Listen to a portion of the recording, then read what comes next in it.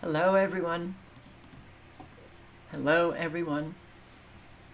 It is May 27, 2024. Hope you all had a nice 3-day weekend. For those of you who still have a life, and a 3-day weekend is still the same as I can remember 3-day weekends. Alicia DeMoss, A Current Conspiracy. Yes, I saw that. Colorado rancher is killed along with 34 of his cattle in freak lightning strike. Okay, something else went on there, but we'll get to that in a second. Sandra, hello. Wonder why, hello. Yeah, I saw over 2,000 buried in mudslides and landslides in Papua New Guinea. Yep. And the poor Palestinians in Rafah, over 45 children and women dead. Oh, but, Israel claims that they were going after Hamas, so we'll just excuse that, I guess. Dee Moore, Andrew Cruz, Shauna Howard, Justin Wynn, Rage Against the Machine, Donna Davidson, Hey, James B., and Sheepdog Patriot, Jake Vega, Sith Trish, Kim Blanchard, hello, Elizabeth and BMCC, Silent Walk, and Mama Rages. Thank you for coming in, Mama Rages. And Chillax Nick 89, hey, Oracle 11, Stack Stevenson. Hello, everybody. Okay, well, we're going to go right to that radar. And here we go. Oklahoma, you're going to have severe weather tomorrow. Texas, you have your fabulous supercell ignition. Seems every single day. What do we have down here in Georgia, southern Georgia, and southern Alabama? This does not look good, but I did go to the tornado alert, and there doesn't seem to be any tornado alerts right now, no tornado warnings, but that could change. Look at these frequencies dancing around this weather front that we have here, like off the coast of North Carolina and Virginia. Got the supercells in Iowa, but they don't look that dangerous. And you got these nice, extremely low frequencies coming out of Nebraska. And this is concerning, so I hope you guys in Georgia and Alabama are paying attention and staying safe. Looks like Georgia, that supercell might have gotten some hail. But yeah, here we go. Same old, same old. Texas, you're getting hit hard. This is the Dallas-Fort Worth area, or might be a little bit north. I don't know. Down here in central, west, West Texas. Look at all of the frequencies that literally just from Doppler radar, you can see them. Boom. There they are. So, we'll go to the alert. We'll refresh the page. Who knows? Okay. I looked at it 5 minutes ago, and there were no tornado warnings, but now we have one in Pennsylvania. And wow.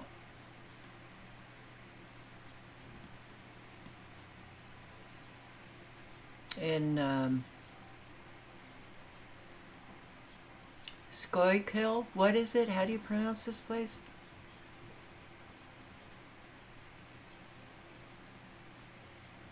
I've pronounced it wrong. I apologize. Mahoney City. That's where you have a confirmed tornado. It's not a warning. It's a confirmed tornado.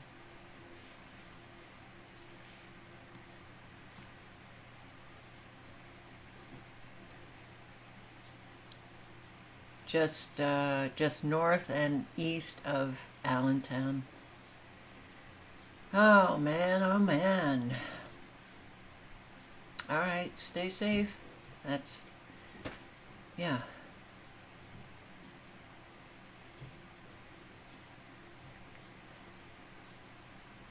You're in southwest Georgia. How's the weather where you are, Mark?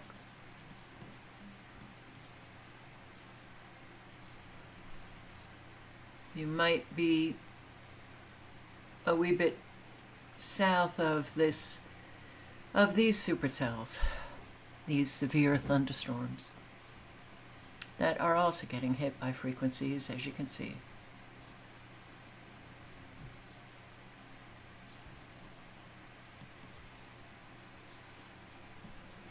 Hey, Douglas. Schuylkill? Pronounced like? Okay. Schuylkill. Alright. I want to show you an anomaly.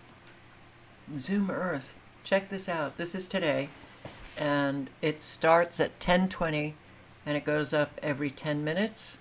Look at what's happening in the Pacific. Wow. Something very strange is going on here. Something very strange. Looks like an awful lot of electromagnetic frequencies at play. Our fabulous militaries, perhaps sonic weapons, perhaps they're heating up the ocean because, yeah, they can do that. And bring about an awful lot of hurricanes. Look at how sawed off, defined. Look at this. This is just a patch of nanobots as far as I'm concerned.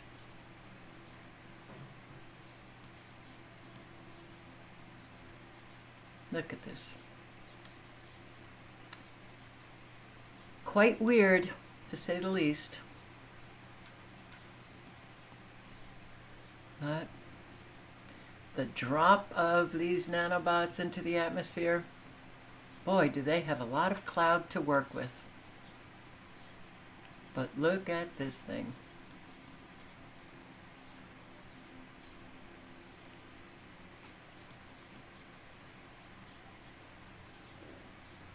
I can't tell you what it is, but my hunch is that it has something to do with electromagnetic frequencies.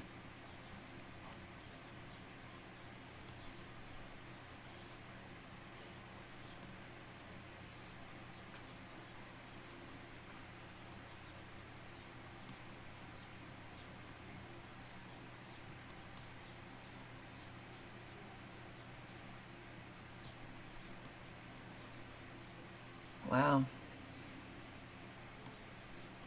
Well, I will post a link to Zoom Earth, post a link to the tornado alert site, and severe weather is just what we get now. So again, I'm going to suggest that you bookmark these sites and take a look at them, as well as the radar site.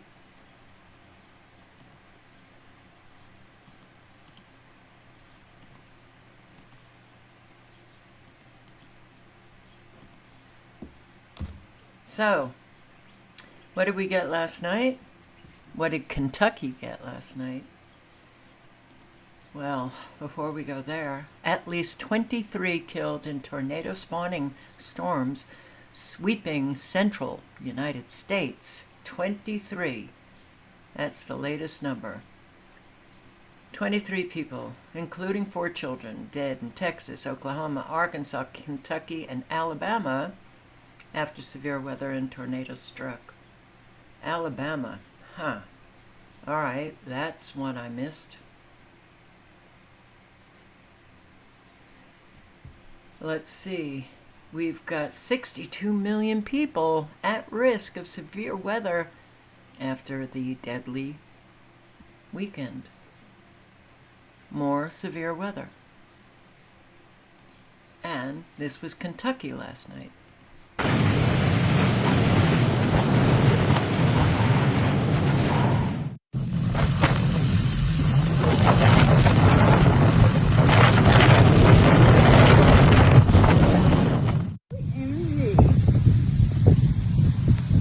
It is a tornado on the ground. Oh my God.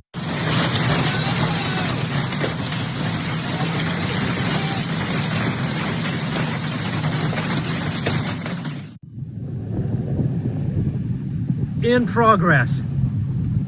Eddyville, Kentucky.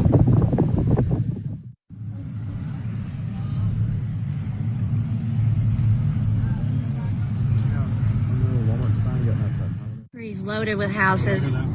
That is Decatur salvage down. Holy shit.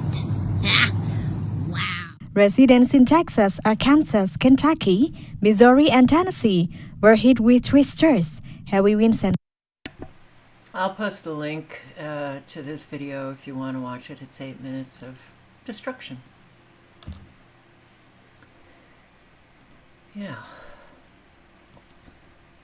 But here, Charleston, Kentucky. Can't play this. It's Live Storms Media. Here we go. More and more people losing their homes. Look at this. I mean, are we? Well, I guess we are.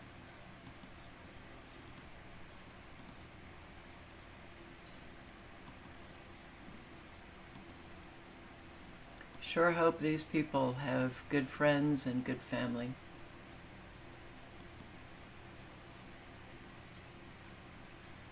My God.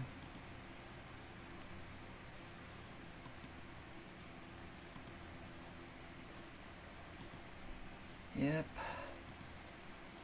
Charleston, Kentucky. It was scary. Powerful storms leave trail of destruction, killing at least 21.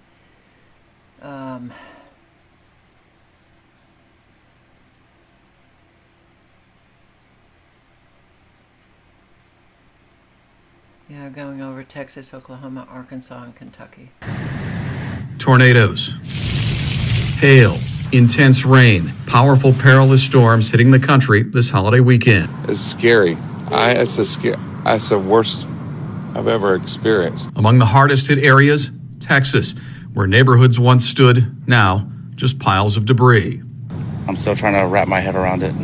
Oklahoma and Arkansas, also overwhelmed by the weather. Arkansas's governor visited some of her state's devastated communities. In Alabama, strong winds pushed over this tree. One person was killed. A brick wall, no match for the powerful gusts. Kentucky was not spared. One couple, expecting twins, survived the storm, but their only car did not. Pretty devastated though, you know. I mean, this wasn't really a hit that we could take right now. Those in the path of this weekend's storms can do little now except pick up and plan to rebuild. They're upset, they're shocked, but we're moving forward. We're helping them out. Just the start of what forecasters fear will be a long and dangerous summer. Dan Shen. Yeah, I think it will be. Look at this.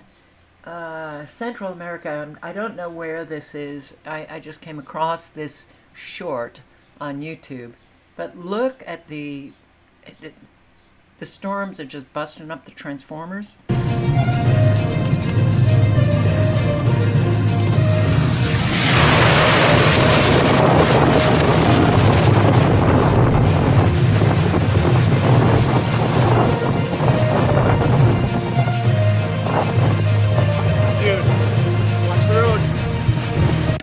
guess that's a land spout, but that reminds me, I haven't looked at the power outages.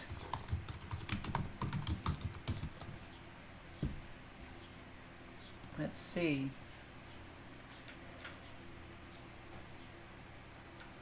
Well, it looks a little bit better, but Kentucky doesn't look all that good. 104,203 without power. And Virginia, 17,239. West Virginia, 31,131. Georgia, 13,031.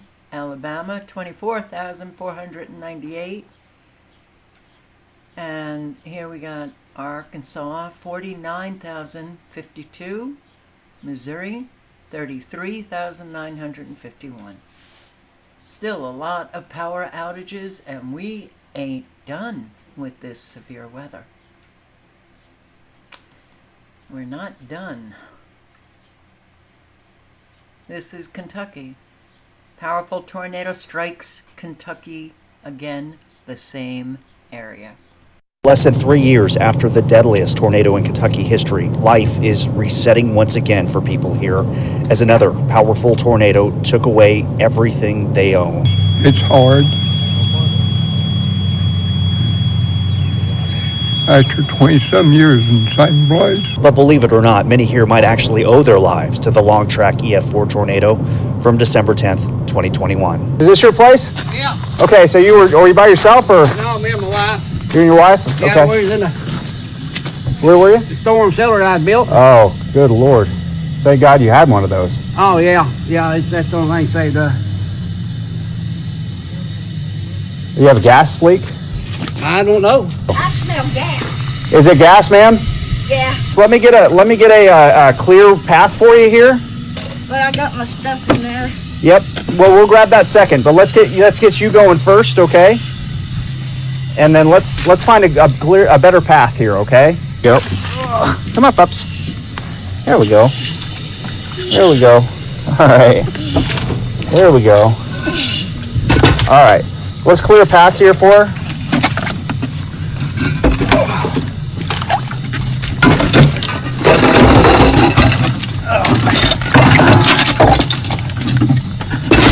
And didn't have to go far, you know what I mean? Just enough to...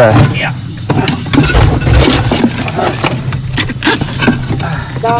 And you be careful too, sir. I don't want you hurting yourself. And ma'am, just wait 1 second, because I'm going to make sure I hold you to brace you, okay? When you're walking out. All right, there we go. One more step here. Okay.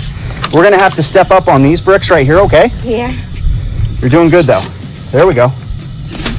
There we go. Okay, be careful. There's a ledge right here. So I want you to be careful when you step down, okay?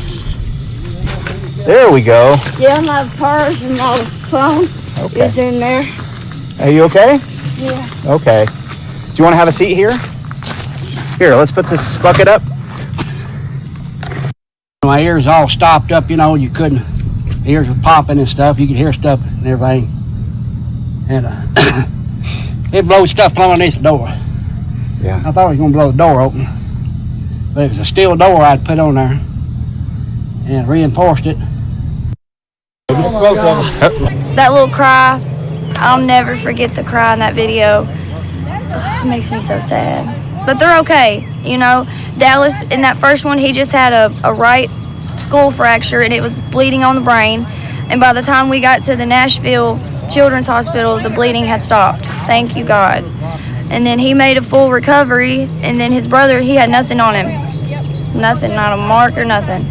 The second time in less than 3 years, a powerful tornado has torn through their community, but this time they were much more prepared. In fact, a dozen of neighbors took shelter right here. It was just installed a couple of months ago, this tornado shelter. Nobody was taking any chances after the last one, and this definitely saved lives. We had like 12 people. This is Joe, my neighbor. He was also up there. He was taken out in 21 for the tornado too. But, you know, God kept us all safe, and I praise him for that. I can't even fathom, like, how does this happen twice to you guys? Well, that's something we can't question. You know, God's got his way of working. Oh, I'm afraid it wasn't God. I think it was man using weather weapons. We've got a lot of weather warfare. Lightning strike killed Colorado rancher and cattle. I've tried to find, something with a little bit more information, but I'm getting 20-second videos on this. This is,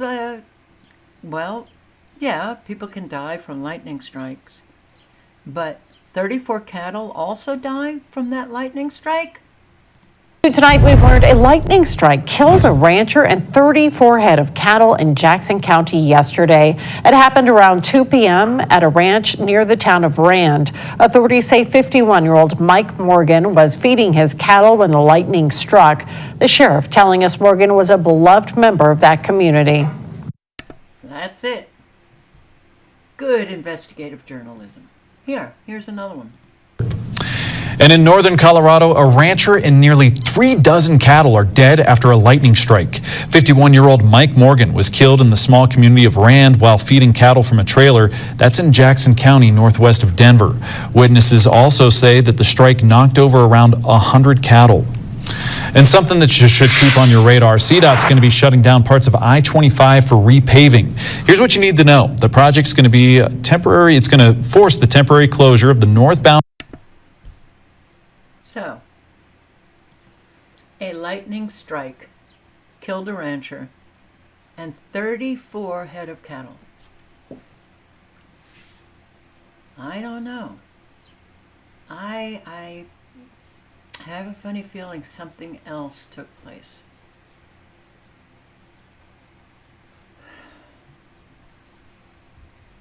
Maybe it was the bird flu. Maybe it was directed energy weapons. They sure do want to get rid of all the cattle, the ranchers, the farmers, the dairy cows. Flash flooding leaves Kellogg homeowners cleaning up from watery mess. And this is Nebraska. Oh, now I have to make sure it's Nebraska. KCCI. Iowa.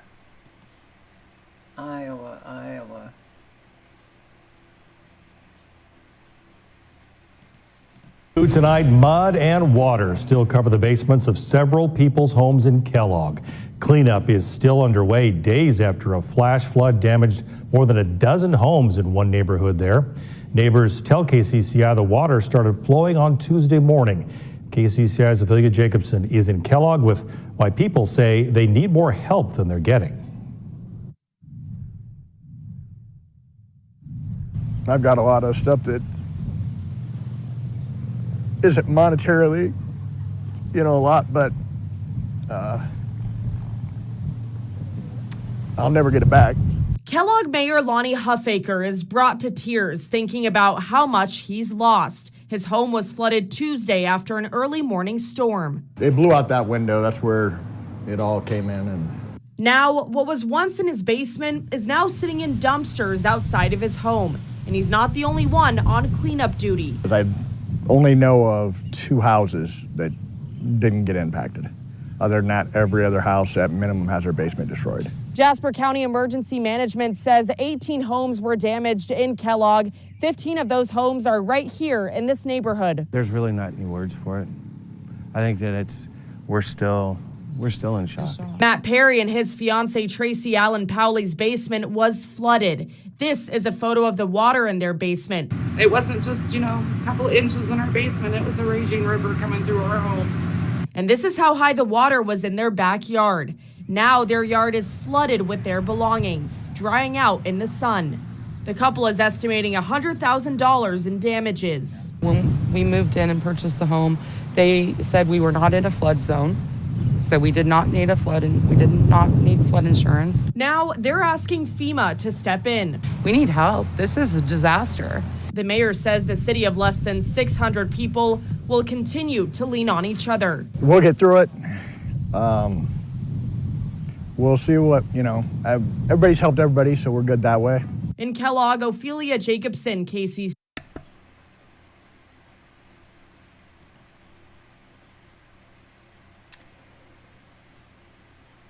This is where I want to say that everybody's experience is their personal experience. And one shouldn't compare. Comparing is just another form of violence. So when she says disaster, the basement got flooded, and it is a disaster for her. When we look at what's happening with the tornadoes and the people who are losing loved ones and children and their homes and their businesses, and should we say to these people, you're lucky? No, we should just listen and help. That's all. That's all we can do.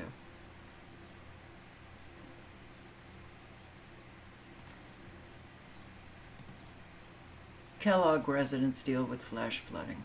Storms have led to severe flooding in Jasper County. WHO 13's Griffin Wright checked in with residents and Kellogg cleaning up and the aftermath. This is worse than 93, because in 93, this gravel road was not this covered. Harvey Olsthorne has lived in Kellogg his entire life, and he's never seen a flood as severe as today. As you can see, if you look at the road, it started right here all the way to the far bridge. All of that was covered with water at the peak. That bridge is right where the east and west sides of Coon Creek converge. When it floods, residents downstream are at its mercy. I'm home about 30 minutes ago, and this is what I came to. My whole wall collapsed in on my basement. My backyard is flooded. My water is above a brand new furnace that I just put in. So I'm not sure what I'm going to do yet. Wages was at work when the flood waters rose. He came home to a flooded basement and a missing dog. We have a St. Bernard out back. She has a big dog house that's connected to the back of the garage, and the water come up so high that the neighbor lady just turned her loose because she would have obviously drowned as high as the water was. I don't know if you've seen the backyard or not, but it's a lake back there. Luckily, Scott the St. Bernard found her way home. I mean, there was nobody here to let her go, and I didn't know the water was quite that high. Now, Wages and the rest of Kellogg are preparing for the next wave of storms tonight. Reporting for WHO. More storms, great.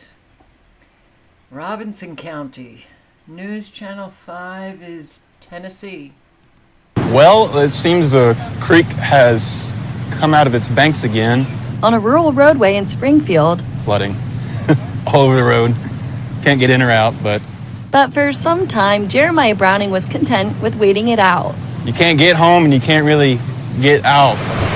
Sunday's storms not only made getting home really difficult on Burr Road. It was a clap of thunder. Literally, I thought it was a clap of thunder because it was right in the middle of all the storming. Fred Way says he could have lost his life. Thought I heard a loud clap of thunder, and apparently it was the tree. A friend telling him he was nearly hit by one while sitting in his pickup truck. She didn't tell me until I got back with the biscuits. Even so, he's pretty cavalier about the whole thing. All she told me was she doesn't know how it missed me because it was coming down when I went under it. So she said it hit right directly behind me. Both men have been through storms like this before, and they know the drill. When it does happen, you just kind of got to roll with it. There ain't nothing I can do. Nikki. And that's true. Okay. What are these fields? How are the farms doing? Probably not very well. Rain and flooding in parts of Hampton Road. This is in Virginia.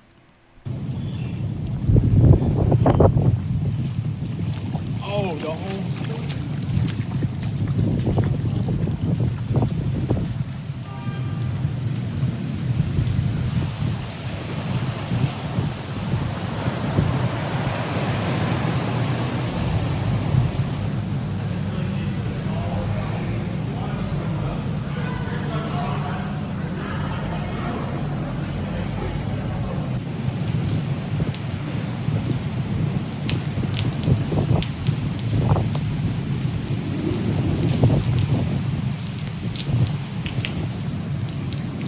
Anybody in this area? Did you get this amount of rain that, the storm drains couldn't handle it, so all of that rain is just sitting there? Really?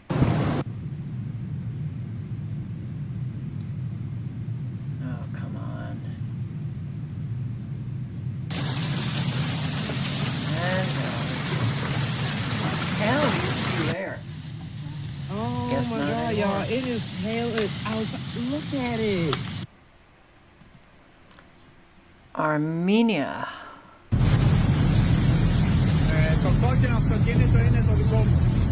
Heavy rains that hit Elori and Toulouse region of Armenia, causing massive flooding, causing significant destruction.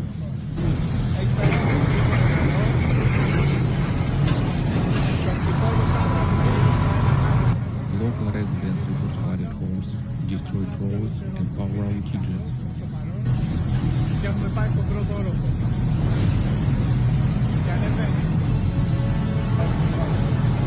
As a result of the disaster, several settlements were completely cut off from the outside world.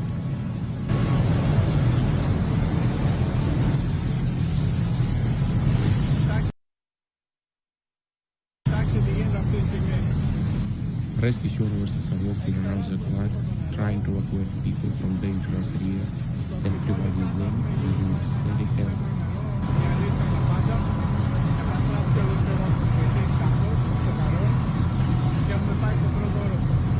In some areas, helicopters had been used to deliver food and medicine.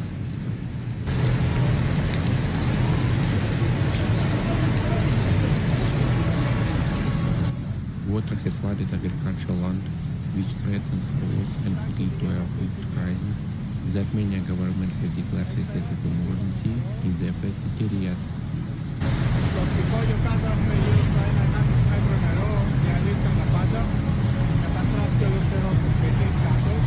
The Prime Minister was sent to the affected areas to help in eliminating. Yeah. And 1,000 homes buried in Papua New Guinea. 1 million residents displaced. Antarctica, anomaly update. All right, into thin air. Link to his video is in the chat. Link to his channel is in the chat. I recommend that you check him out. Subscribe. Yeah, he's coming up with an awful lot for all of us. I have something incredible to show you that has to do with the Antarctic anomaly. It was sent to me by a subscriber, and it's going to blow your mind. And this has to do with Boivay Island, which you can see right here, the island owned by Norway, and the weird antenna array that was set up to the northwest of the island that we've been looking at. There's something else in this area I have to show you that's going to blow you away. In order to do this, we need Google Earth, and we're going to go right down to Boivay Island, which is right here, which seems to be the source of the Antarctic anomaly. There's a lot of theories going on that there could be an advanced type technology that makes HAARP look like child's play coming from this island, which in turn is possibly heating the Atlantic Ocean ahead of hurricane season. Now, here is that antenna array I've been talking about. It could be a boat sonar reading, but there's something weird about this area. We've discussed this in the past, and you're looking at that video right now on your screen, but you're not going to believe what else was found in this area. And in order to find it, it's very tricky. Now, I just want to back up to show you again exactly how to do this. You're going to go straight to the island here, and once you get to the island, you're going to look to the northwest. You're going to see the antenna array right here, and then you're going to see this trench that kind of goes down in this area. You can only see this once you zoom down this far, which not many people are going to do because it's a remote area of the world. Check this out. You grab the little guy here as if you're going to do street view, and a little dot pops up right here. What is this doing in the middle of the Arctic Ocean in the Atlantic, right next to where we said this antenna array may be? And look what happens when you drop this right on that dot. This is going to blow you away. away. Just wait a second as it gets to the area, and you're going to see something that should not be here, my friend. Take a look at where this brings you. It's this weird garage with 2 cars with license plates on them, and if you spin around here, it looks like a bunch of parts from cars. I don't know if this is some sort of glitch or mess up in the data of Google Earth, but why is this popping up in the middle of the Arctic Ocean right next to where we think a possible antenna array is? If you want to check out some of the labels in here, here we go. I can't really make out what this says, something like Tenor Apex. Again, this could be a total mess up on Google Earth's part, but again, this is the weirdest thing I've seen. I've never seen anything pop up like this. Here are the 2 vehicles we're talking about with license plates. Maybe we can find out where these cars are from and see where this actually leads to. If you can see on the top right of the screen here, it says Strand Auto Used Spare Parts Trading LLC SP main branch. So very odd. Don't know why this is here, and to explain it would be something I just can't do because I don't know what is going on with this situation. And then if you hit exit street view, it brings you back to the Atlantic Ocean. You got to zoom way back out in order to even see where you are, which I'm doing right now. And you can zoom right back out of the area, and here we are, right back in the Arctic Ocean, not far from Boivay Island or the antenna array that we've been talking about in multiple videos now. Go ahead and try this. I don't know if they're going to remove it. I don't know how long this has been here, but again, you just zoom down in this area. Here is Boivay Island. Scroll up to the antenna array right here, and then you're going to follow this trench to this area right here. Once you zoom in, you're able to get this little guy that pops up, and then boom, you drag him right to that dot, and you will see exactly what I saw. All right, my friends, try to explain this one to me. Take care. Bye-bye. Well, I can't, so we'll just go on. 89-year-old storm victim faces a $3,000 bill to restore her power after severe weather. One elderly woman is sitting alone in the dark and the extreme heat after last week's storm knocked out her power and damaged some of the critical wiring in her home. Her neighbor turned to Action 13 for help, and tonight reporter Luke Jones is live with their story. Luke? And at this point, she's the only one on this street still without power. Centerpoint says even if they wanted to turn the power on, they couldn't, because there's serious issues with her wiring and her weatherhead, and that needs to be repaired, and as the homeowner, it's her responsibility. Her neighbor called us, and then just before our report at 6 o'clock tonight, set up this GoFundMe page, and a few short 4 hours later, look, we're at over $8,000. I know there's a FEMA. For 7 long days, Amy Dominguez waited patiently. Then Thursday, the lights finally flickered on at most homes on her street, except for hers and her 89-year-old neighbors. This one tree fell and just pulled both of our breaker boxes and our meters off the wall. Dominguez called an electrician and had her damage fixed for around $700. But when it came to her elderly neighbor, the wiring of her house, he says, doesn't look like it had been updated since they built it.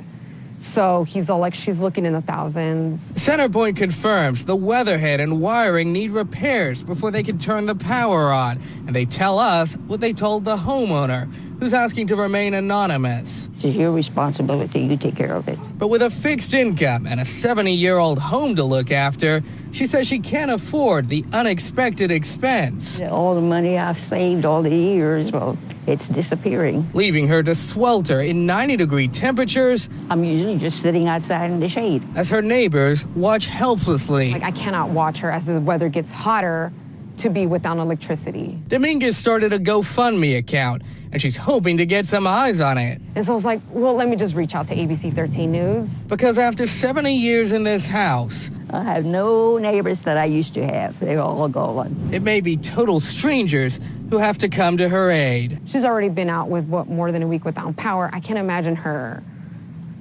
doing this forever. And I'm like, what could I do to help? In Spring Branch, Luke Jones, ABC 13, Eyewitness.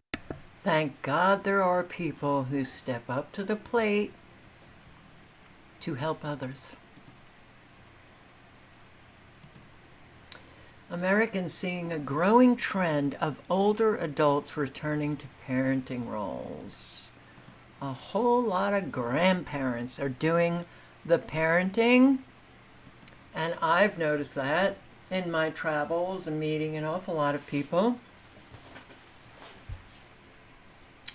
because their adult children who are the parents, have forsaken the responsibility. Drugs, issues, and then it goes to the grandparents.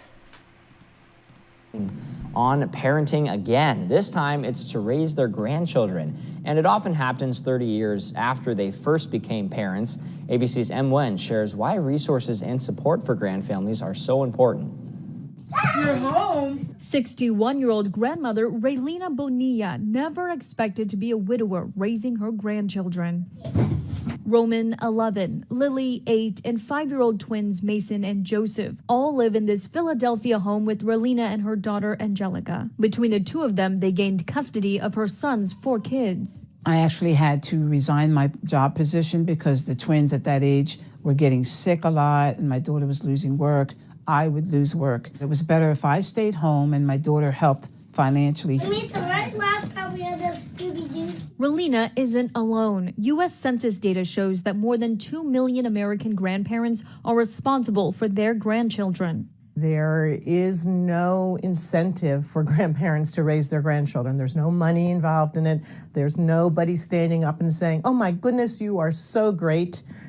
Grandparents do it because they love their grandchildren and don't want them to end up in the foster care system. Mary Pat Tracy is the executive director of Connectedly, a Philadelphia nonprofit that provides free programs, resources, and community to older adults. We have always been on the journey of trying to reduce social isolation and loneliness by bringing people together with peers. Connectedly's Grand Family Resource Center is a one-stop shop for services specific to grandparent-headed families like Raylina's.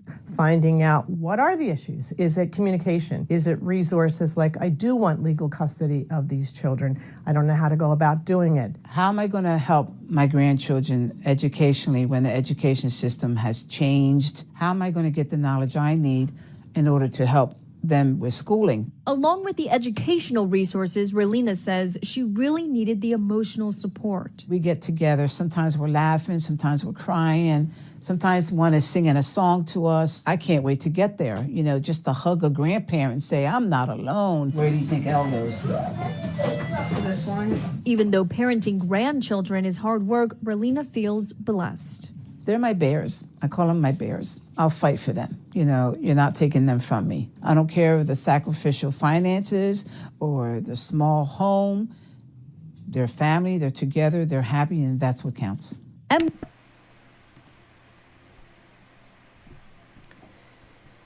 Yeah.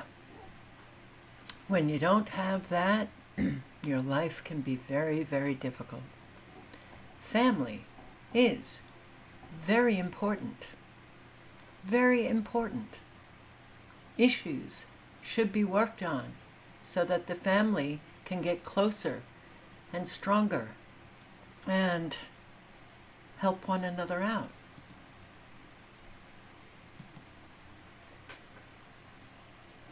Flying tire collision. Flying tire collision. This is in Toronto. So apparently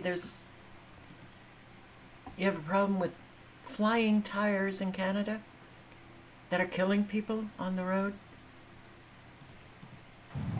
100,000 vehicles cross the Garden City Skyway in St. Catharines every day, a busy route that helps connect Ontario and New York State. But on Friday, the unexpected happened here in the Toronto-bound lanes, resulting in a fatal collision. That collision was the result of a wheel coming off of a passenger van, striking a pickup truck, and then going through the windshield of a coach bus. A passenger on the bus was killed after that van wheel flew off. 3 others were injured. One suffered a serious eye injury. I was heartbroken because it affects that whole family that was on the road. Police are investigating the cause of what happened, but those who advocate for safer roads have seen this kind of incident time and again. This is, without a doubt, a maintenance-related issue. In the 90s, Ontario was plagued with incidents of flying tires from commercial trucks. An outcry led to changes in legislation, more compliance, and fewer incidents. Passenger vehicles are a different story. I always think that people should give more priority to the safety of the vehicles. At this time of year, thousands of drivers have just switched over their winter tires and may not have gone back to their mechanic to ensure their wheels are secure Others may be cutting corners. Particularly now when money is so tight that some people may feel that they're going to save money by doing it themselves. I left it to the professionals to do it, and I'm expecting them to know what they're doing when they're doing that. You may be careful with maintenance, but you can't control whether other vehicle owners take the same kind of care. At this point, police have not laid any charges. Safety is... So the tires are flying off the car and somehow become airborne and go through the windshield of another car and then through the windshield of a bus. It's a mystery. In my head, it's a mystery, along with the rancher and the 34 cattle that died from a lightning strike. Fast food prices surged by at least 80%. All right. I have not been a fast food eater my entire life. I sure as hell wouldn't do it in the recent years. But if fast food now is considered a luxury, do you think our economy is doing well? In fast food, it's usually a quick treat or an inexpensive meal for students, but now it's becoming a luxury item. Prices are just through the roof with little relief in sight. So Kelsey's back breaking it all down for us. I've noticed it. I mean, I can remember the dollar menus. That's a thing of the past. That was $5 menus. You know, Anna, I feel like you can't even go to Chick-fil-A for less than $20. It's so expensive to do anything fast food. And so according to a new survey, nearly 80% of people see fast food as an indulgence. And it really makes sense when you break it down, because McDonald's Big Mac, it's now more than $8, when just a few years ago, it was half that price. So according to Finance Buzz, it says that prices at McDonald's have more than doubled 100% since 2014. Popeye's prices have jumped by 86%. Taco Bell doing the same, up more than 80%. And at Subway, there's no longer a 5 foot long for $5. These prices have even outpaced inflation. The Bureau of Labor Statistics says that fast food prices have even climbed faster than grocery store prices. In a new survey by Lending Tree, they interviewed 2,000 people, and nearly 80% of people say fast food is a luxury. More than 60% say they've cut back on eating fast food because of the prices. Now, many of those surveyed say that they see it as an indulgence because they're struggling financially, especially those making less than $30,000 a year. Now, these franchises blame inflation for the rise in prices. In fact, ever since President Joe Biden took office, the cost of eating out is up 22%. We are all feeling it. It also doesn't help that California has now increased its minimum wage to $20 an hour. So we reached out to a franchise consultant who said that robots serving us will be the way of the future. Primarily robotics technology to start replacing people. You're already seeing it with the kiosk ordering in a number of the different locations that are out there. And if you call that in front of the line, behind the line where the food is being made, that's the next thing that you're going to see. Robotic burger flipping, robotic fries, and so on. And Anna, it's also really interesting to point out that sales is also down for a lot of these fast food companies. So what they're doing, McDonald's is bringing back its $5 menu. Wendy's has its $3 breakfast items. It's expensive. And I think about... But that $5 McDonald's is only for a limited amount of time. Run to McDonald's and get your $5 Big Mac. Otherwise, it'll be probably more than $8. I can't imagine. The only thing that I would get in McDonald's was coffee when I was on the road. But yeah, the food is just not food. It's just not food. So you're spending an awful lot of money and you're poisoning yourself. It's not a luxury. It's just expensive poison that a whole lot feed their children. Mayor Pete, yes, Mayor Pete, Transportation Secretary, in a CBS interview, blames airline turbulence on climate change. And unbelievably, the host actually laughs in his face, it is true, after spending more than $7 billion since of your taxpayer dollars, okay? $7 billion since 2021 on EV infrastructure. The nation has less than 10 EV chargers to show for it. What are we doing, Americans? We are letting our government steal a shitload of money from us, and they put it in the pockets of themselves, of their friends. And then they come out with 10 charging stations. Reminds me of the billions, that the Clintons had for Haiti, the building of the homes after that earthquake. And how many homes did they build? 5, maybe? It's been going on my entire life, okay? Americans, we're just allowing these people to suck us dry and then kill us off. Schmucks. Worse than schmucks. Dangerous schmucks. Look at this. The Federal Highway Administration says only 7 or 8 charging stations have been produced with a $7.5 billion investment that taxpayers made back in 2021.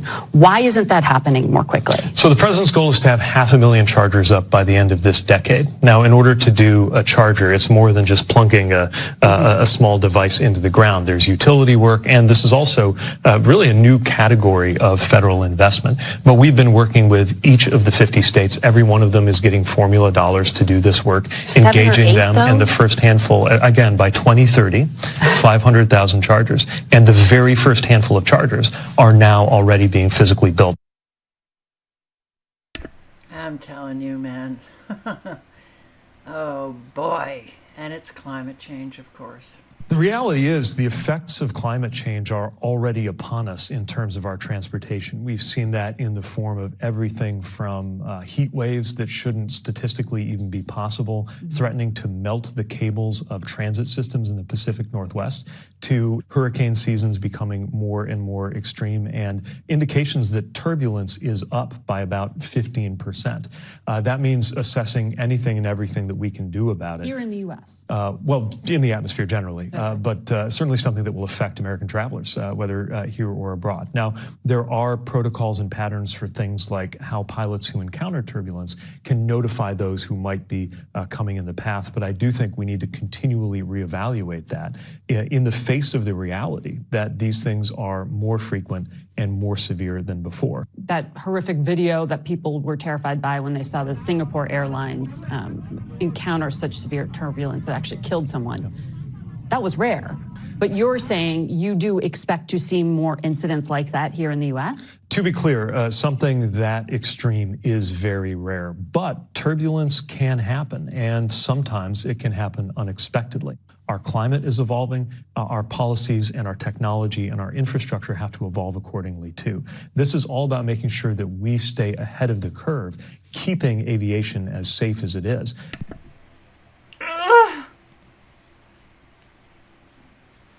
If you had 2 words that could give you an excuse for everything, and you knew that every time you uttered those 2 words, you knew that you were lying outright, would you do it? To fool everyone around you, would you do it? These people are just so phenomenally mentally ill. EVs, electric vehicles, twice as likely to hit pedestrians as gasoline vehicles. But hey, keep going. Green energy is the way to go. Yay, climate change, yay, USA, USA, USA, yay. Leave us with unreliable solar energy, wind energy, and EVs that may kill you. Blow up, lock you in your car and you can't get out. All right. Sounds good to me, right? Sounds good to you, huh? So, I can't play this video. I don't know what is going on, but now I can't use my Windows Media Player. So everything that I capture, I can't show you anymore because it just won't play. My capture program today seems to, it doesn't stay open, so I have to continually go back, reopen for every image or video that I want to capture. Twitter videos, 9 out of 10, do not play for me. I get this twitchy thing on YouTube videos for every video. You know, it looks like it's maybe going to play, you know, some ad, but then it doesn't, and then it gets real twitchy. What is going on? Yeah.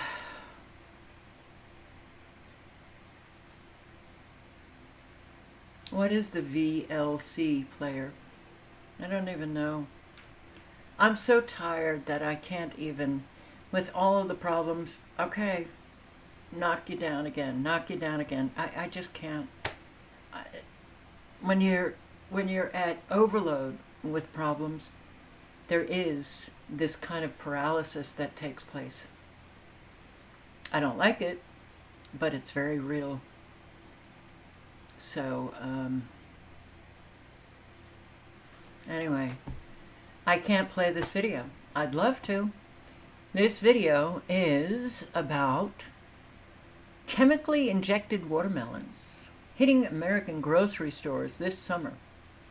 Dr. Robert DeBeese purchased a normal watermelon and a new chemically injected watermelon to show you the difference. The chemical used affects your brain and hormones. Chemically injected watermelons in our marketplace. Here's how you identify it. Cutting open this watermelon here, and as you can see, when I pat the flesh, it looks pretty red. Well, look, I'm sorry. If you can find an actual organic watermelon today, don't tell me, because I'll come and rob your kitchen.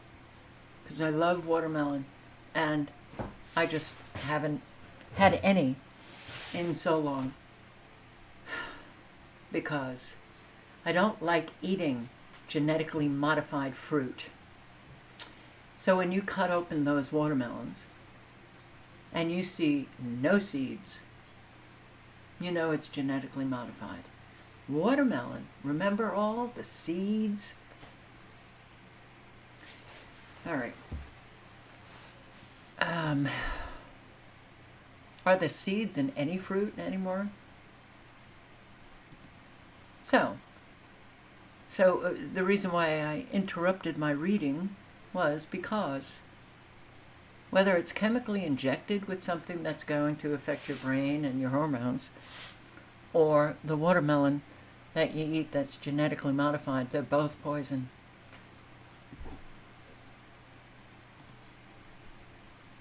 All right.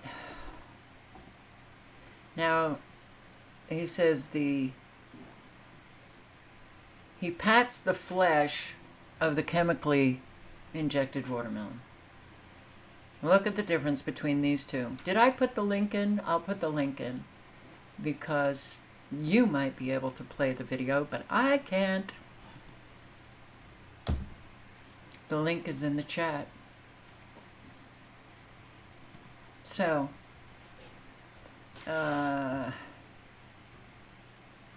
see video for clear comparison. The one with the dark red has definitely been treated with or injected. Even worse, injected with a chemical called erythrocin. Erythrocin makes watermelons look redder, but here's the big issue. It's a gut toxin that is made from petroleum that could damage your microbiome, and it's bioaccumulator, meaning it can be stored in the fatty tissues of the body. It can affect a person's brain and possibly even their hormones and make them sick over time. Well, all right, yeah.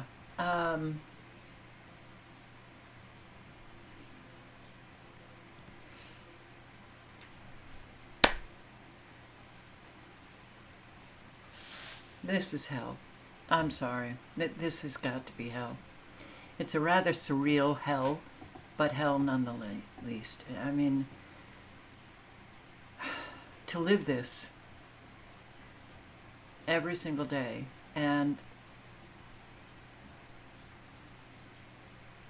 I watched this video earlier today. The video was about hell is other people. That was the title of the video.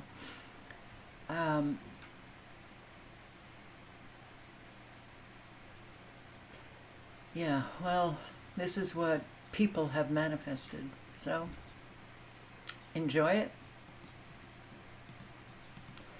CEO of Russia's second largest bank warns the United States is inevitably headed for a serious economic crisis. You think? U.S. national debt skyrocketing. Oh, at a staggering $1 trillion every 3 months, roughly every 100 days. We have known this for decades. It's only gotten worse. Every person campaigning, and I will bring down the national debt.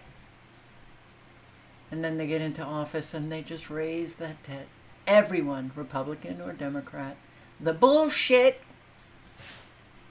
sent to American ears. Yay! Whoop, whoop, whoop, whoop. Love it, love it, love it.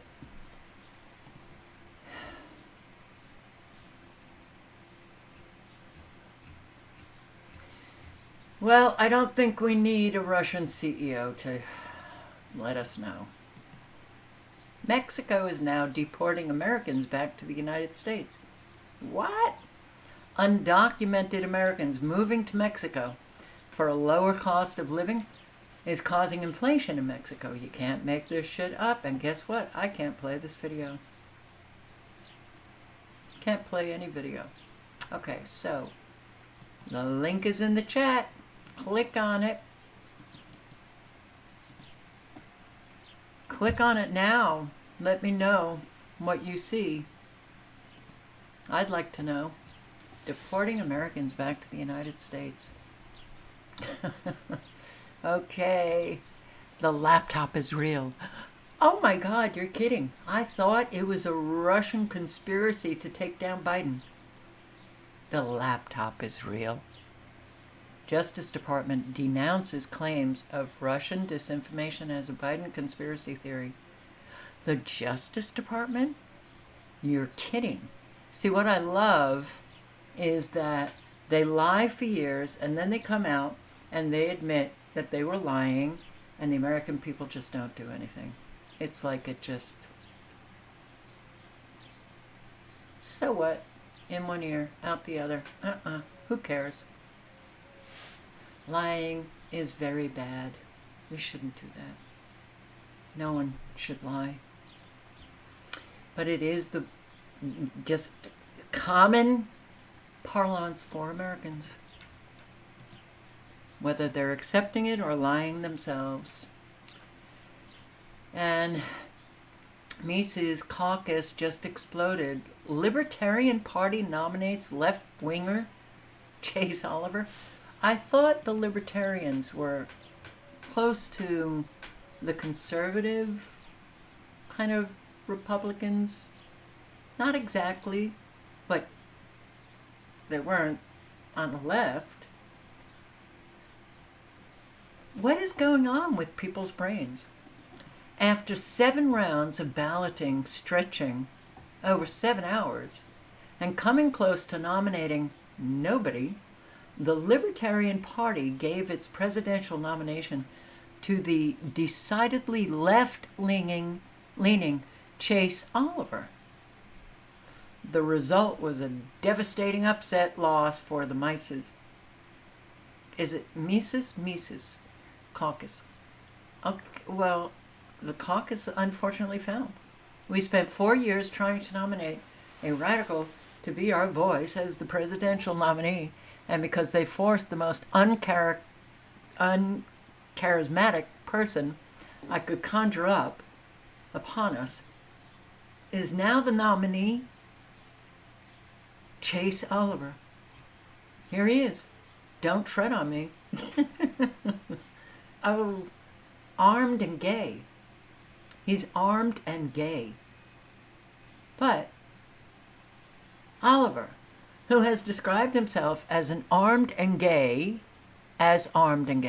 will be the party's youngest ever nominee at age 38, among his many stances that will repel not only many libertarians, but also other right-wing voters seeking a Trump alternative.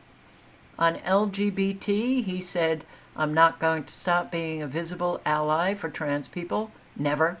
He opposes gender transition surgeries for anyone under the age 18, but has written favorably of puberty pausing for kids. Unbelievably damaging and dangerous.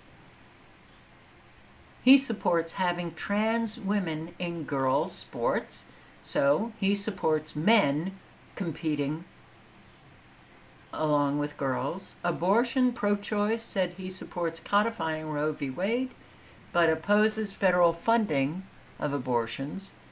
Climate change, he believes in it, but seems to favor private solutions and has strongly advocated nuclear energy, gun rights, opposes new gun laws, and says he'd work to repeal existing ones. Well, hell yeah, man. You're gay and armed. Okay. Immigration wants to radically simplify our immigration system and create a simpler path to citizenship.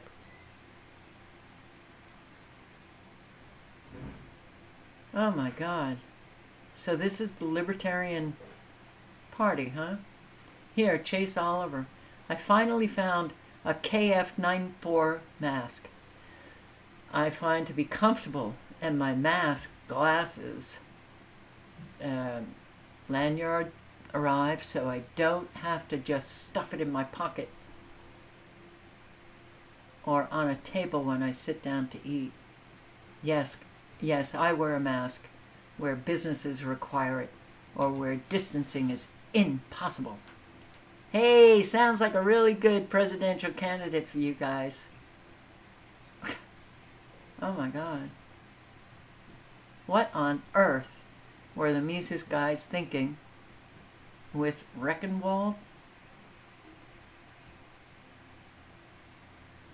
Well, he is, for sure. He's going to get a lot of people voting for Trump unless they sit it out. Oh my God.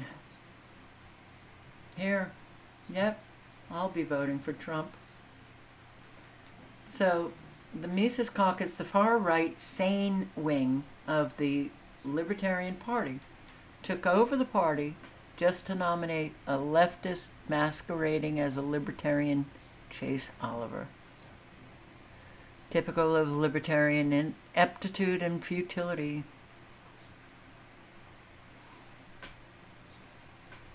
Wow. Boy, people are nuts. Absolutely nuts. Idiocracy, man. That's what we got.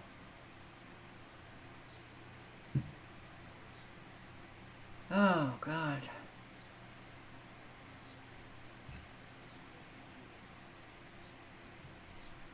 Well,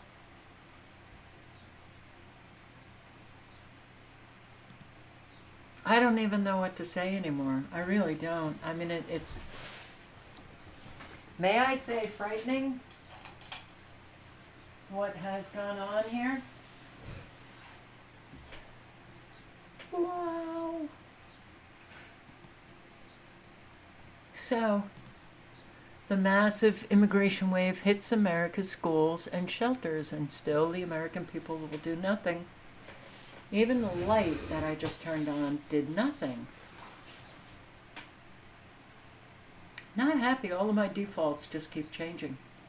Gotta wonder, is somebody in there screwing things up for me, playing around? Okay. The amount of money that go to foreign countries and foreigners that illegally cross the border is quite staggering. How about the amount of money that go to Americans? You know, those citizens. When we don't unite, when we can't unite on even just the basics, which you would think everybody would unite on, this is what you get.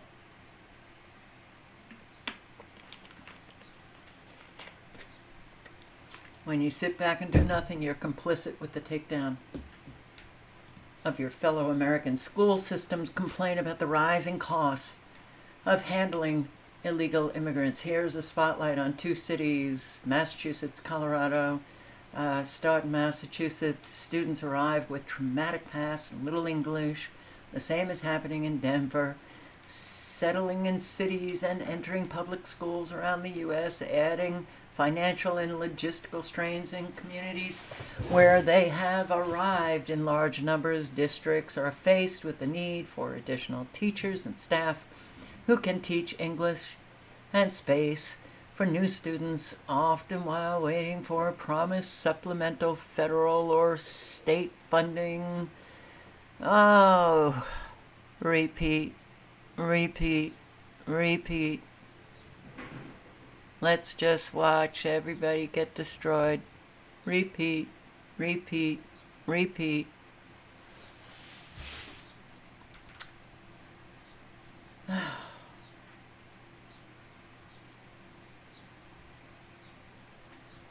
We are so screwed. Transport's agenda. Drag queens carry the Olympic torch to launch summer games. Is that a surprise to any of you? Is it? Is it really a surprise to any of you? Not to me. So, California couple searches for a beloved horse sold in Missouri auction. Another American betraying and violating a contract. Money, money, money, money. Give me the money. That's all I care about. My word, who gives a shit? I'll lie, I'll scheme, I'll betray, as long as I get my way. I probably turned down 30 or 40 people that tried to buy him. A lot of people wanted him to be a carriage horse, and we just weren't going to do it. And so eventually this lady found me. She knew a lot of the people that I did as far as the carriage industry goes. And the big reason that I wanted to place him there was, well, I had a bunch of stipulations that said he couldn't be sold anywhere unless he came back home. He couldn't be sold at auction. His medical condition was going to be taken care of and be kept up to date. A woman in mid-Missouri agreed to buy Bugs, their black perch-on horse, and abide by their stipulations. Jeff Morin, owner of Bootleg Ranch, says the buyer even agreed to let the couple visit Bugs, who has roaring, a condition that reduces airflow during exercise. It was a business related around these type of horses in Missouri, but her daughters also competed under saddle in like all the local fairs and events like that. So she had told us that he was going there because of how well he was trained and bred and how fancy he was, I guess. Morton says the buyer initially kept in touch, sending updates and videos of Bugs, but then she ghosted the couple. She would send us updates and videos or whatever. And we talked to her around Christmas, which she had told us that her daughter would be competing this year in the events with Bugs. And so we kind of got excited about it. We talked about different times we could go out there. And maybe late March, we reached back out just to kind of see what the event schedule was, and we were ignored. After multiple attempts, the buyer finally responded, saying bugs had been sold in the Boone County Draft Horse and Mule auction, which violated the contract she signed, which states buyer agrees to give the seller the first right of refusal to purchase the horse if the buyer offers the horse for sale at any time in the future. Morin and Williamson turned to social media, hoping to find their beloved horse. The couple is now offering a $1,000 reward for any information on Bugs' whereabouts. We just want to know, like, is he doing well? Do the people know how he's doing, what he needs medically, what he can do, what he can't do? And of course, we would love to bring him home. More than willing to compensate. If, of course, we would buy him back for full price. Bugs is all black, bleaching out in the summer with a small star on his forehead and one short white sock on his back right leg. The white sock has 2 black dots, one of them on the inside and one of them on the outside of his hoof. For more information, visit this story on krcgtv.com. All right, so horse people, circulate this video. I'm so fucking sick of Americans. I am so done. I'm sorry. You know, I don't know you, and each person that I encounter, I have no reason to not take them at their word until their word becomes meaningless.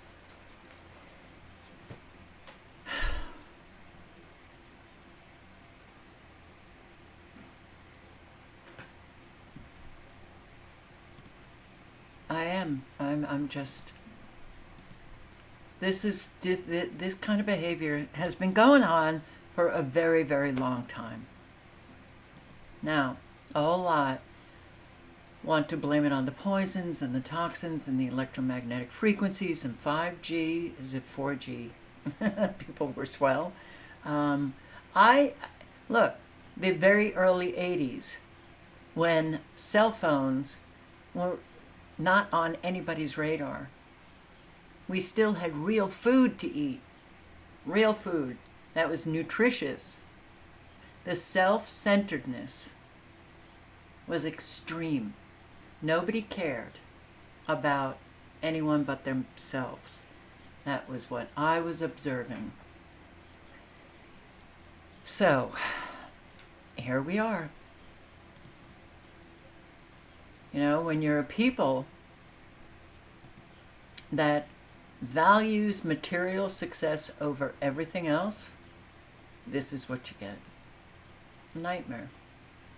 Trust the science that just retracted 11,000 peer-reviewed papers. Now, as I was reading this article, I thought to myself, well, which peer-reviewed papers were retracted, right? You know, it's like I would talk to people who were Trump supporters, and they would say that, well, he loosened up a lot of the regulations. What were the regulations? A whole lot of those regulations were not the regulations that were really handicapping and, you know, tightening the noose on the Americans. They were regulations that allowed the FDA to bypass a lot of the oversight protocols.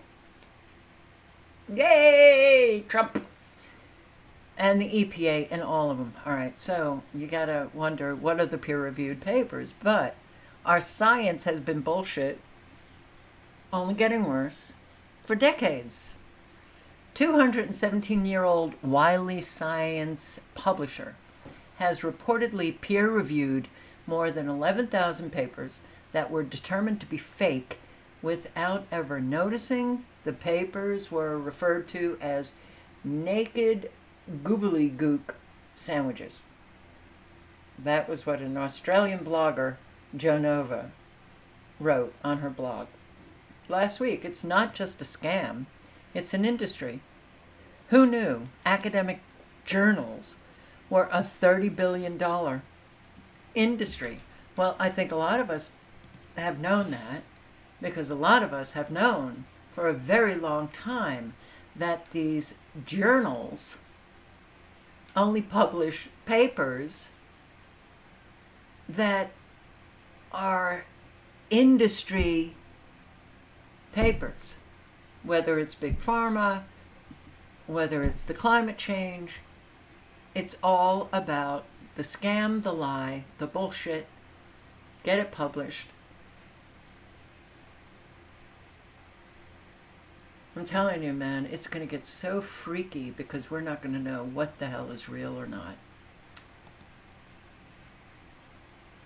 Professional cheating services are employing AI to craft seemingly original academic papers by shuffling around words, like terms like breast cancer morphed into bosom peril and naive bays. Classifier turns into gullible bays. Similarly, in one paper, an ant colony was bizarrely rebranded as an underground creepy crawly state.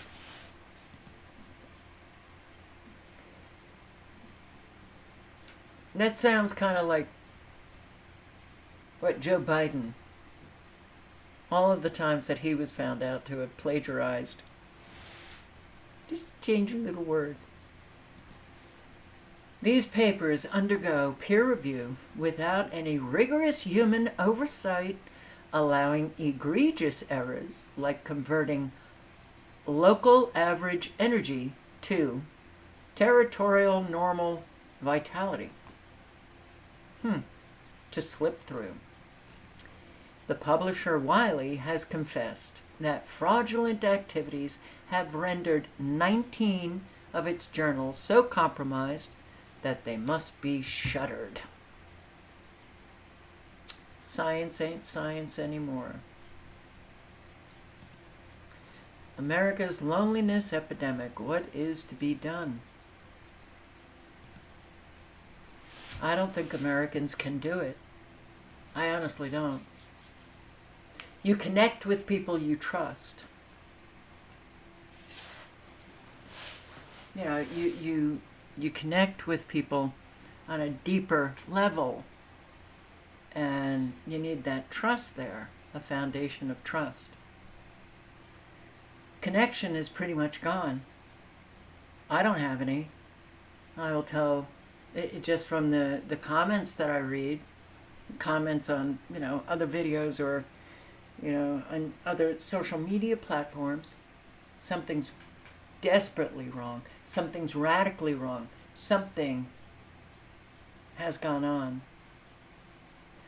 And for those who don't know how to be a trustworthy human being, they don't care about their effect on other people.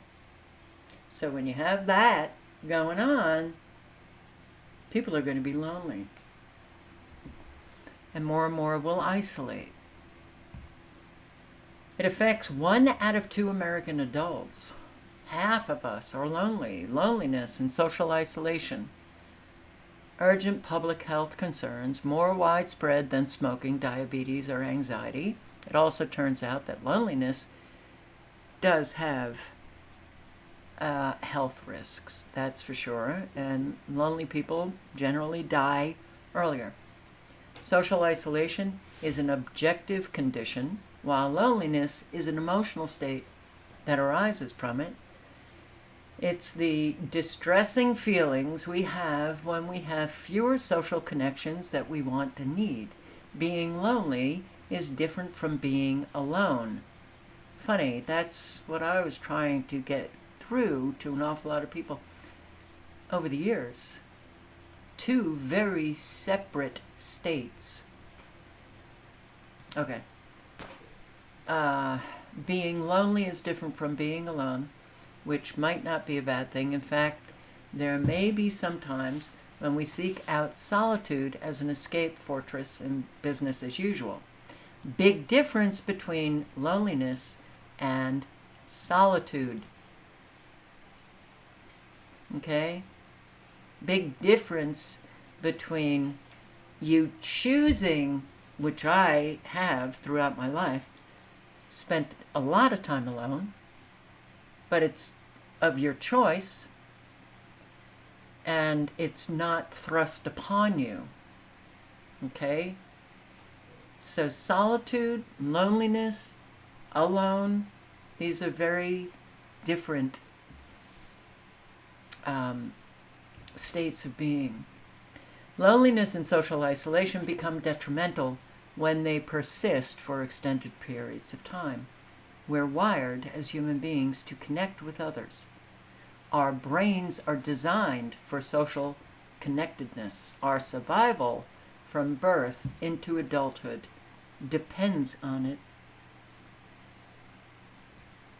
Main causes of this disconnect, yes, moving, leads to separation from close family members, familiar communities, established networks of friends and neighbors, interacting online instead of in person. We spend more time interacting with our screens and less time in face-to-face interactions with other human beings, including strangers. Buying clothes, ordering food, finding an answer to a question, these are examples of interactions that take place increasingly online.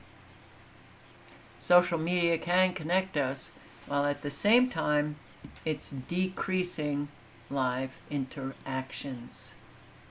Now, some, based on comments that I've read, apparently have no problem.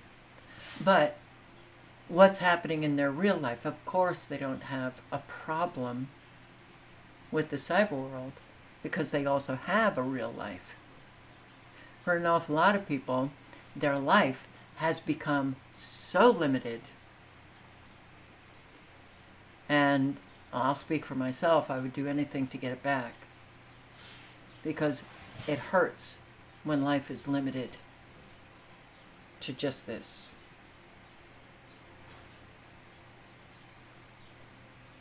And I don't even like the internet. Never have, never will. And to think that this is, it is replacing real life. By the way, it is.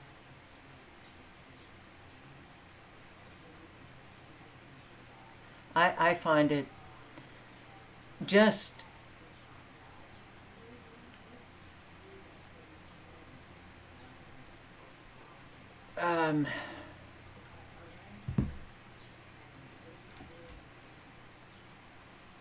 it does seem that most people are, whether they want to or not, they're cattle, and we're just being moved into this fake world of the cyber world. That's it. That's what's going to be left. And I can't believe it. So, yeah, and the consequences of loneliness for our physical and mental health. Social isolation increases the risk of premature death by 29%, equivalent of smoking 15 cigarettes per day. Loneliness increases the risk of heart disease, stroke, and dementia, as well as other serious medical conditions, also associated with lower academic performance and decreased productivity at work. And when it comes to older adults, social isolation accounts for an extra $6.7 billion in Medicare spending each year. There's more to this. Local policymakers can support the creation of spaces where people can come together. So can people. You don't have to have the policymakers.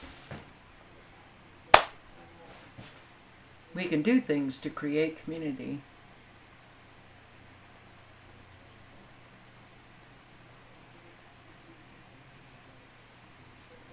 Is Carol covering topics twice? What topics am I covering twice? Repeat, repeat, repeat. But what are you talking about, dude?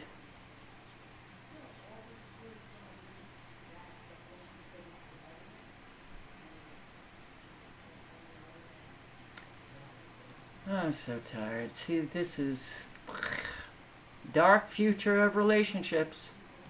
Going digital.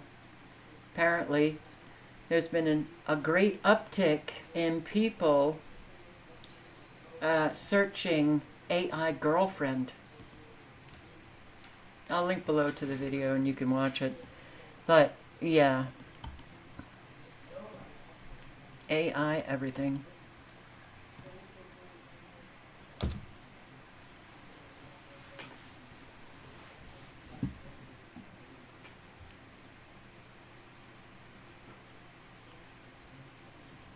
You know, people used to, friends of mine, they would call me a recluse because I wasn't interested in doing an awful lot of the social things that they were interested in doing. I would rather have a dinner party than go out to eat. I didn't like a lot of the movies, so I chose not to go to the movies on a Saturday night. That's a recluse? No.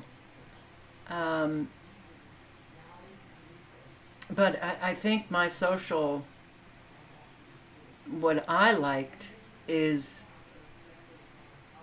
just a little bit deeper, you know, connecting with people and talking to people and, you know, having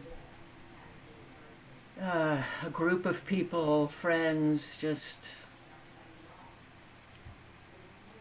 around a dinner table and enjoying food and that kind of stuff. But no, I don't. Isolation does a number on your brain, on your physical health. It's very, very bad. Very bad. So if you know somebody who's isolated and you consider them a friend, you might want to pick up the phone.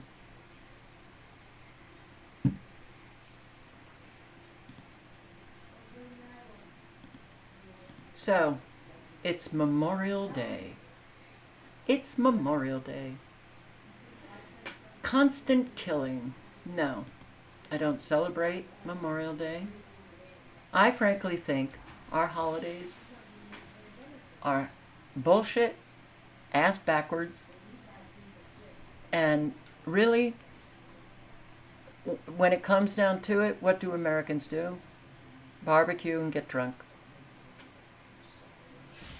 It has nothing to do with the actual, what brought about the holiday. But to celebrate the war, the soldiers who fought for our freedom, I'm sorry, but I'm going to read some of this article. I'm going to try and get through it. Despite blood on its hands, the Pentagon once again fails to make amends. Of course, you cannot expect the psychopathic warmongering idiots out there to make amends.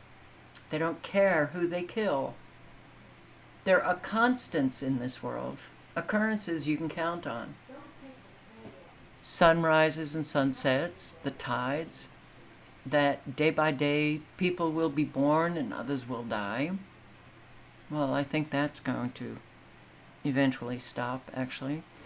Some of them will die in peace, but others, of course, in violence and agony. For hundreds of years, the U.S. military has been killing people. It's been a constant of our history. Another constant has been American military personnel killing civilians, whether Native Americans, Filipinos, Nicaraguans, Haitians, Japanese, Koreans, Vietnamese, Cambodians, Laotians, Afghans, Iraqis, Syrians, Yemenis, and on and on. And there's something else that's gone along with these killings, a lack of accountability for them. Late last month, the Department of Defense released its congressionally mandated annual accounting of civilian casualties caused by U.S. military operations globally. The report is due every May 1st, and in the latest case, the Pentagon even beat that deadline by a week. There was one problem. It was the 2022 report. In the 2022 edition, the Pentagon exonerated itself of harming non-combatants. Quote, the DoD has assessed that U.S. military operations in 2022 resulted in no civilian casualties. Yeah, the lying. You don't stop the liars. Their lying becomes so absurdly outrageous. It follows hundreds of years of silence about denials of and willful disregard towards civilians slain, purposely or accidentally by the U.S. military, and a long history of failures to make amends in the rare cases where the Pentagon has admitted to killing innocents.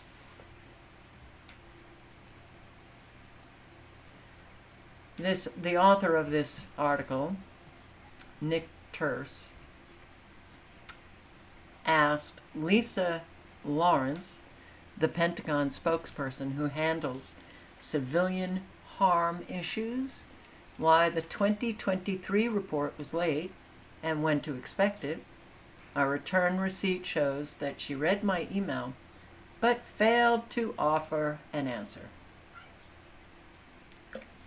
No answer for you. I'll just ignore you. So typical. So typical of anybody who just gets confronted. I'll just ignore you. In the wake of such persistent failings, investigative reporters and human rights groups have increasingly documented America's killing of civilians, its under-reporting of non-combatant casualties, and its failures of accountability in Afghanistan, Libya, Somalia, Syria, Yemen, and elsewhere.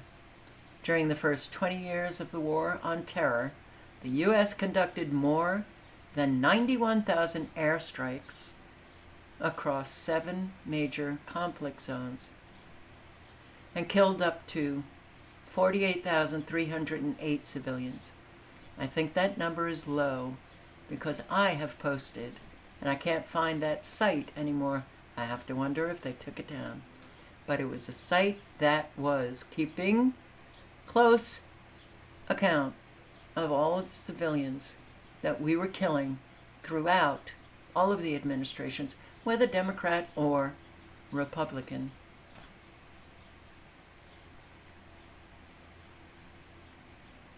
You got to face who you really are if you ever want to move in a better direction. You have to face the truth of who you are, individually and collectively. Between 2013 and 2020, the U.S. carried out 7 separate attacks in Yemen, 6 drone strikes and 1 raid. This is an example that killed 36 members of the intermarried al-Amiri and al-Tassi families. A quarter of them were children between the ages of 3 months and 14 years old. These survivors have been waiting for years for an explanation as to why they were repeatedly targeted. In 2018, Adel al-Manthari, a civil servant in the Yemeni government, and 4 of his cousins, all civilians, were traveling by truck when an American missile slammed into their vehicle. 3 of the men were killed instantly. Another died days later. Al-Manthari was critically injured. Complications resulting from his injuries nearly killed him in 2022, and he beseeched the U.S. government to dip into the millions of dollars appropriated by Congress to compensate victims of American attacks, but they ignored his pleas. His limbs and life were eventually saved by the kindness of strangers via a crowdsourced GoFundMe. The same year that al-Manthari was maimed in Yemen, a U.S. drone strike in Somalia killed at least 3 and possibly 5 civilians, including a 22-year-old and her 4-year-old daughter. The next year, a U.S. military investigation acknowledged that a woman and a child were killed in that attack, but concluded that their identities might never be known. Well, they're known. Lul Dahir Mohammed, daughter Mariam Silomus. Last year, I traveled to Somalia and spoke with their relatives.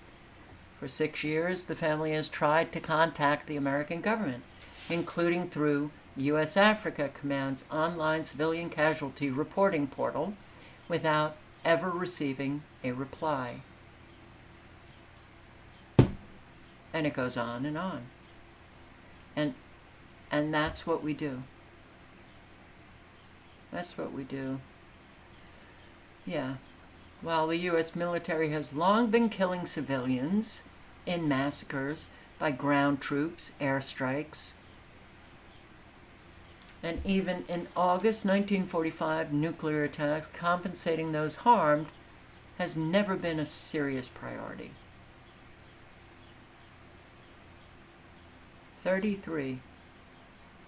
During the Vietnam War, the military offered reparations for civilian injuries or deaths caused by U.S. operations without having to admit any guilt.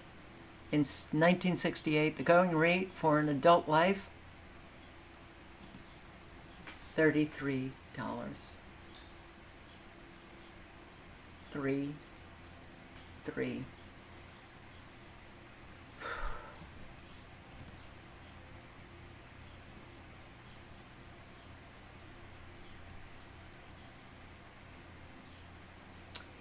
Yeah.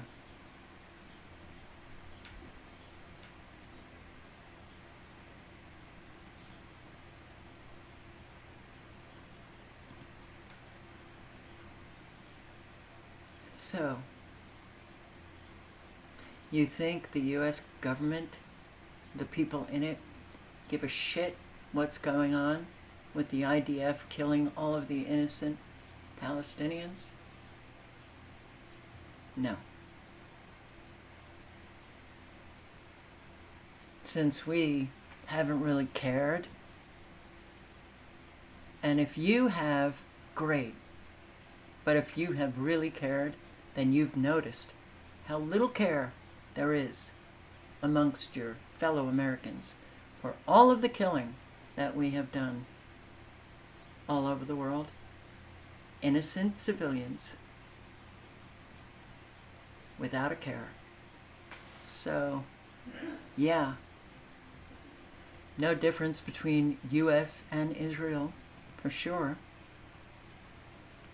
In fact, U.S. government has killed more than 20 million people in 37 victim nations since World War II.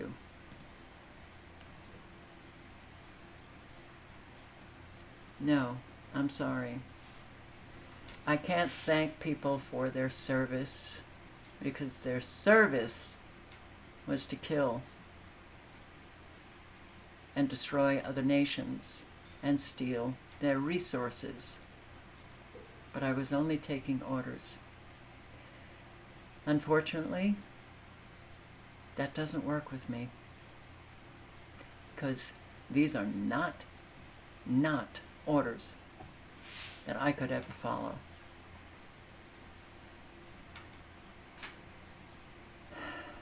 We have very few people with a moral backbone.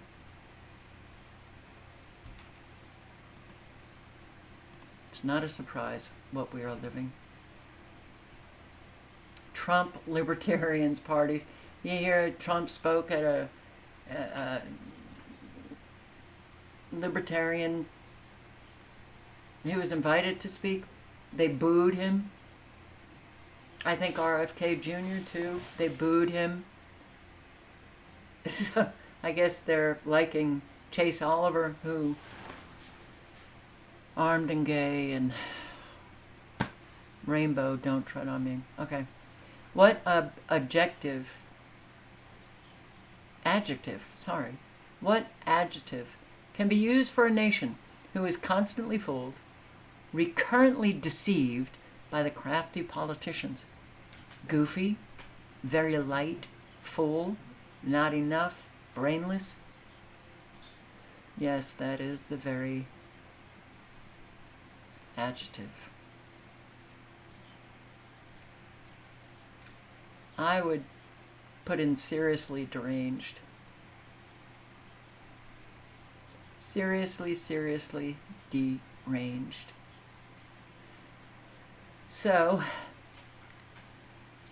it says, I hesitate to write about any particular political gathering or event, but in this case, it is very instructive to do so, as the idiocy consumed by contradiction, wrapped in hypocrisy, is just too obvious and pitiful to ignore. Yes, I am speaking about the Libertarian Party invitation to have the narcissist, wannabe dictator, warmonger, and genocidal maniac supporting Trump as its feature speaker at what they label as a national convention.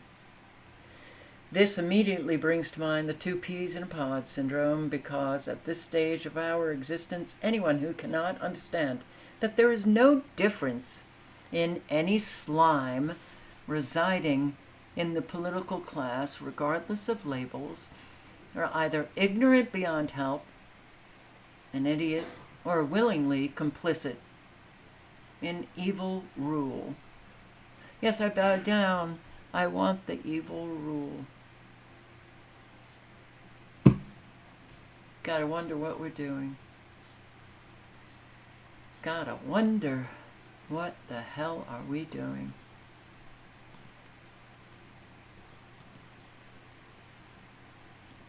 So,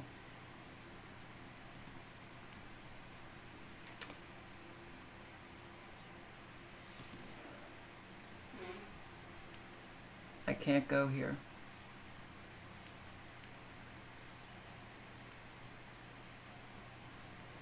Israeli airstrike on camp in Gaza's Rafah city.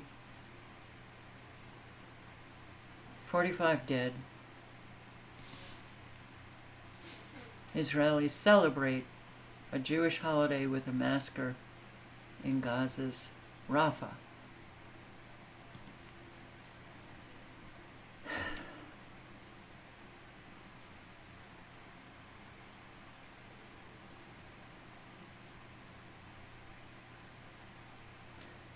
The world has failed the Palestinians,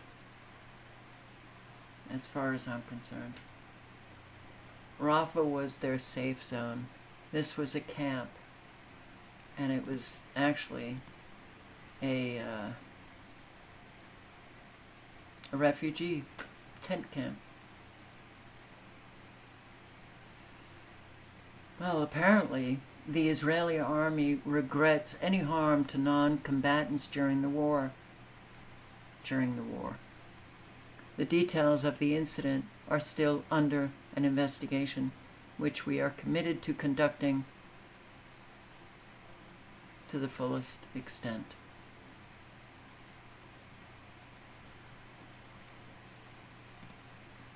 Gallant, defense minister. Rafah, he vows to advance deeper despite world court demand for ceasefire. We're going to go deeper. We're just going to kill everyone. No difference. No difference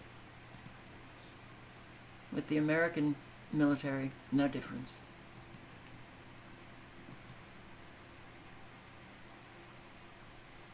This was a good this was 6 years ago. Norman Finkelstein talking about the massacre in 2014. 6 years ago. The big lie about Gaza. I'm just going to play a few minutes, then I'll come back and close the live stream.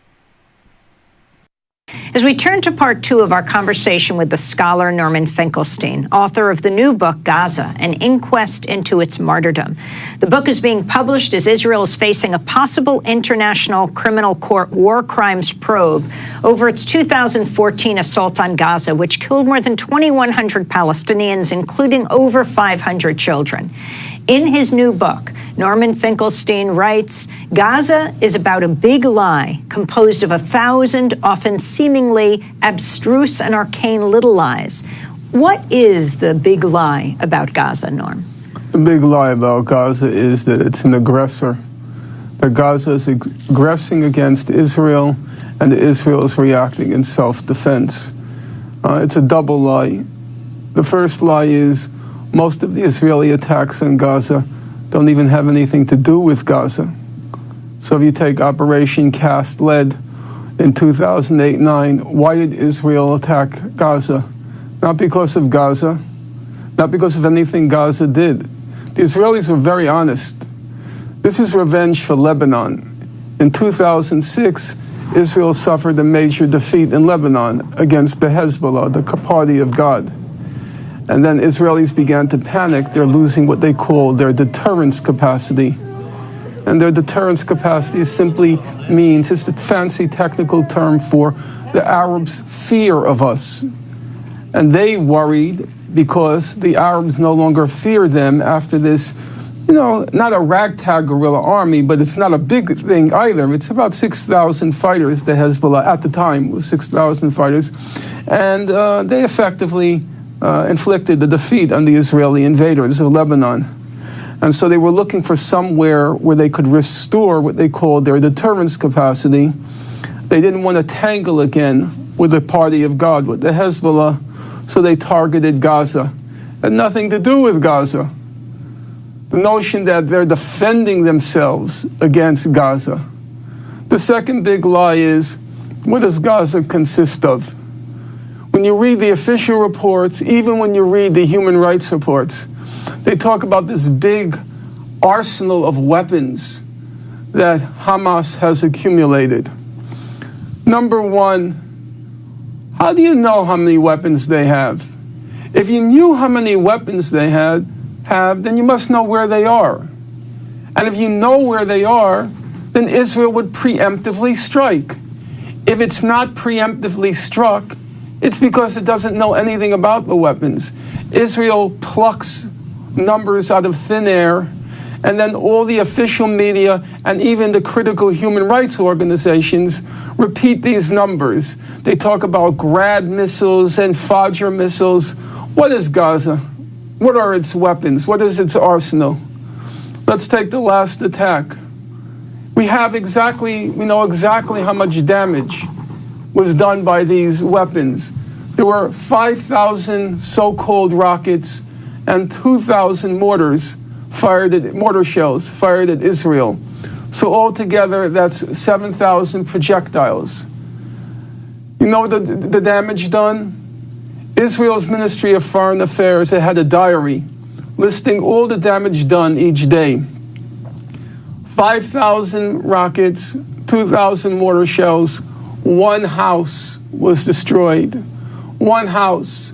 How is it possible that 5,000 rockets and 2,000 mortar shells can only destroy one house?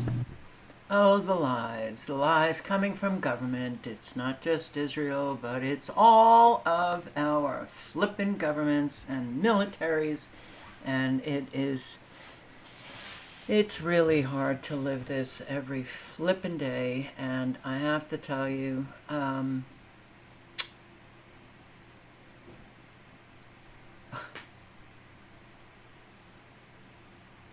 I don't know why you're blurry. Chat is blurred real bad. Text unreadable. Chat is good there. Okay, so some people aren't seeing it clearly, others are. Chat's good on your end. Chat's good on your end. Blurry. Oh, but your eyes are bad, so okay. Anyway,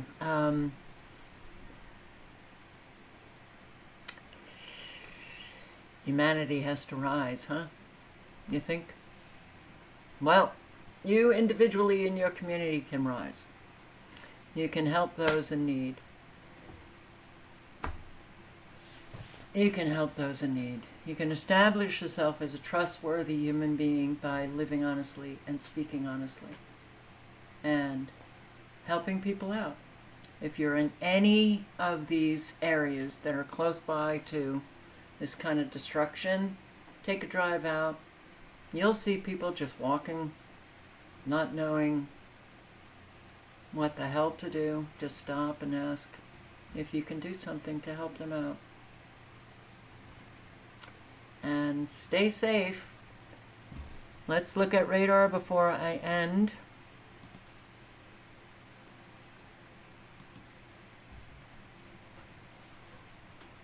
Still got it going in Alabama and Georgia. It's moving on down to the Panhandle. And it looks like thunderstorms in the Panhandle. Still got your supercells in the same area, and one disappears, but they bring about another one. Woof, in the same exact spot. Interesting, huh? And they're, yes, right into this Doppler radar. We are going to nix all of these supercells. Maybe having these tornadoes hit places in Texas, pretty much the same places. We're going to bring another severe storm to Houston area. No, I don't think we should. It could make people begin to ask, what the hell is going on? This isn't climate change. Maybe I should look into that Texas Weather Modification Association that I think someone on social media has been screaming about for 13 years.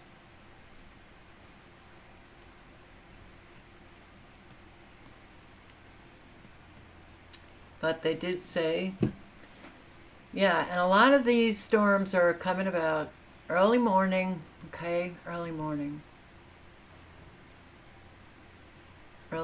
hours. So that's why I say, pay attention, stay safe, and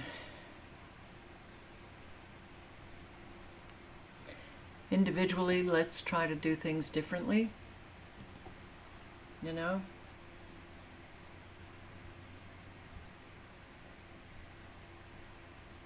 Let's try to bring our best selves to life every day. For some, that's more of a challenge than others, but all right, on that note, thank you for showing up, and I hope to see you tomorrow night, and do stay safe, all of you. Good night, good luck. Ciao.